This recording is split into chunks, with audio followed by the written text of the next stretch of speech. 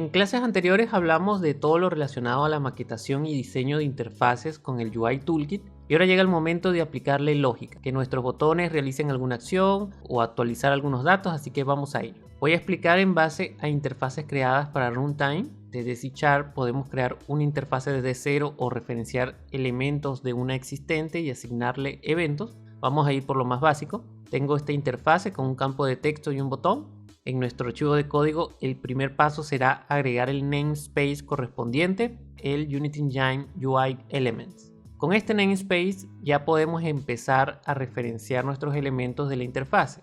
Primero necesitamos el propio documento UXML y lo podemos obtener desde el componente en donde lo asignamos, en ese objeto vacío que es el UI Document.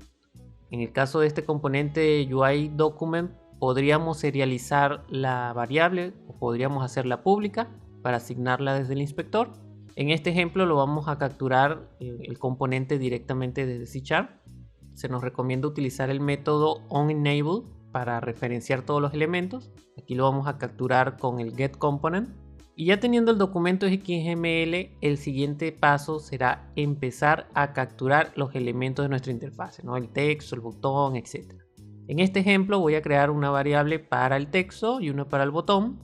Esta captura o referencia de elementos no se puede hacer directamente desde el inspector arrastrando y soltando. Debemos hacerlo directamente desde el código y se logra mediante consultas al árbol visual. Recordemos en las primeras clases que hablábamos sobre este árbol visual que se va armando al momento de crear la interfaz. Entonces las consultas a este árbol visual se deben hacer accediendo a la raíz del mismo, es decir, al primer elemento de la interfase que contiene todos los demás elementos. ¿Cómo lo hacemos? Vamos a crear una variable de tipo visual element que puede llamarse root o raíz.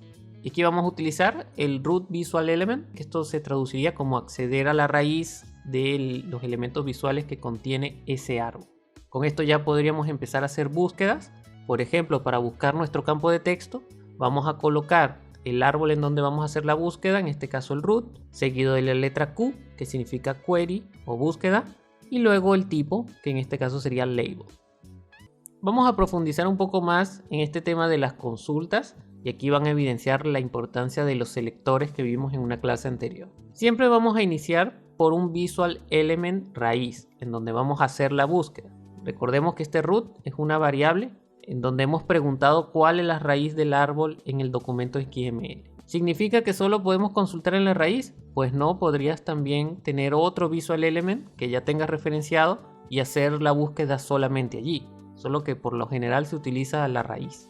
Luego de esto vamos a concatenar la letra Q en mayúscula. Esto recuerden que significa como buscar.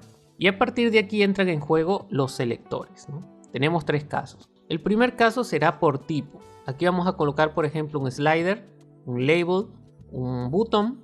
Acá, al no tener parámetros adicionales, el resultado de la búsqueda será que traerá el primer botón que consigue en el árbol.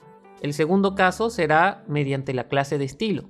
Debemos colocar dentro de los parámetros la palabra clave class name o nombre de clase y entre comillas el nombre de la clase. El problema de este método es que, como saben, las clases de estilos suelen crearse para ser reusadas por múltiples elementos, así que esta consulta también nos va a traer el primer elemento que consiga con esa clase. Y por último, la opción más común, la recomendada, y es de hecho la que normalmente ustedes van a utilizar, que es mediante el nombre. Este nombre es como el ID en HTML. Deberemos colocar entre comillas el nombre que le asignamos a nuestro elemento.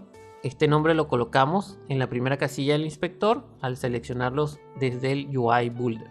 Estos serían los tres métodos para hacer consultas, pero también tenemos un constructor de búsqueda. Para hacer quizás unas consultas más avanzadas, podemos hacer cosas interesantes.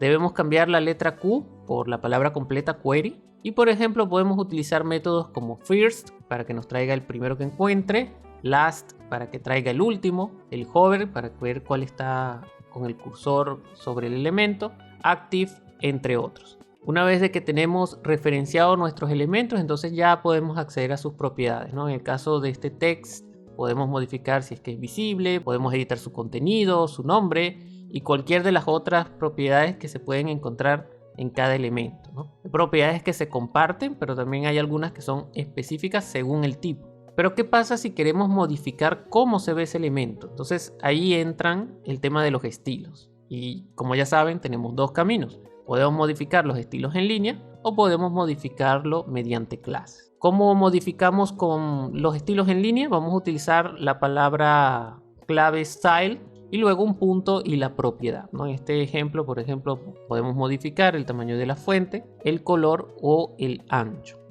Si queremos modificar en vez de los estilos en línea las hojas, es decir, asignarle clases, vamos a utilizar los métodos de add to class list o remove from class list. Esto lo que hace es agregar clases o quitar clases. Esta parte es importante. Recuerden que en la clase anterior estuvimos viendo lo que son las transiciones y tiene que ver mucho con este aspecto, ya que la lógica que aplica es la siguiente. Si un elemento tiene asignado un valor en una propiedad, digamos una clase de estilo, y nosotros desde C# cambiamos esa propiedad con un estilo en línea, entonces eso va a desencadenar una transición.